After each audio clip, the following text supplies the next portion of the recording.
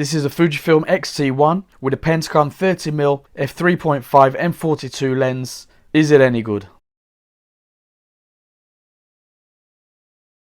So check out this vintage lens that I found in a charity shop the other day. A fiver got me this lens with both caps and even a UV filter, which I've gotten rid of because there's really no need.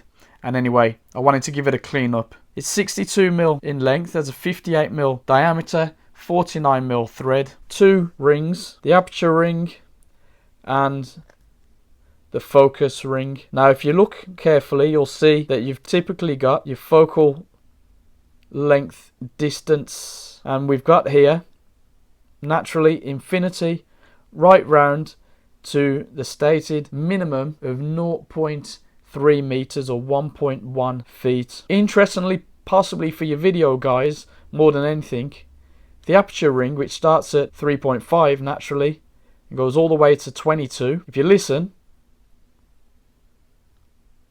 it's stepless. So a stepless aperture ring means there are no hard stops. It's a preset lens, so as you're focusing, you might be better off starting wide open. Get the focus where you want it and then stop it down to the aperture that you want, unless of course you're shooting wide open, which is always a good way to test a lens. I think you'll find that this was definitely a bargain. Now of course I use it on the Fuji systems. This is my trusty X-T1. Yes, I'm one of the only professional photographers that shoots Fuji and talks about Fuji all day long to not have the X-T2 before release date. I throw it into manual focus.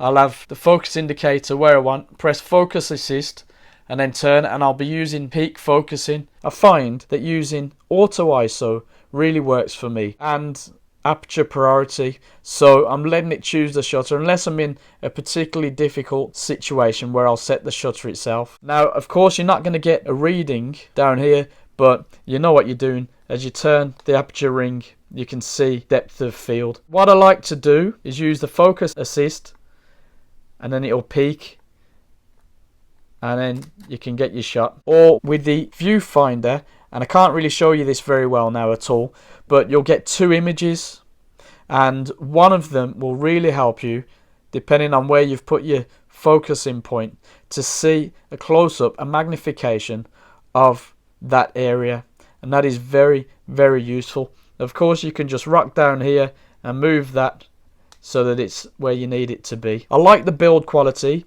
It's nice metal.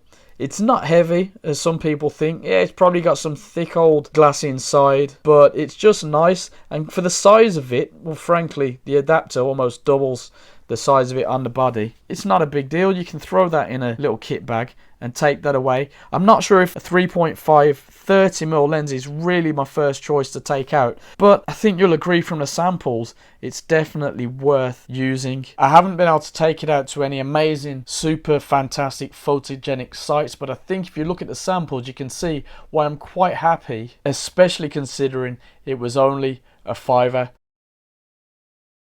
I have another Pentacon lens, a 200 f4. If you're interested in seeing shots from that, leave a comment below. If you've used this particular lens, get involved in the conversation. Let us know what you think about its strengths. Happy hunting. Let us know what cool lenses you're finding. Get involved in a conversation below and subscribe.